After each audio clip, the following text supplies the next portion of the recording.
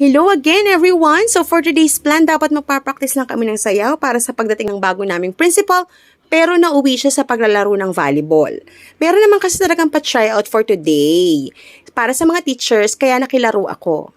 Sa paglalaro ng volleyball, meron tayong 6 players. Tinatawag silang right side, outside, middle hitters, setters, defensive specialist, tsaka libero. But when I was in high school, ang alam kong tawag sa kanila talaga is spiker, tosser, backliner, tsaka receiver, ganon. So, iba ang term ngayon.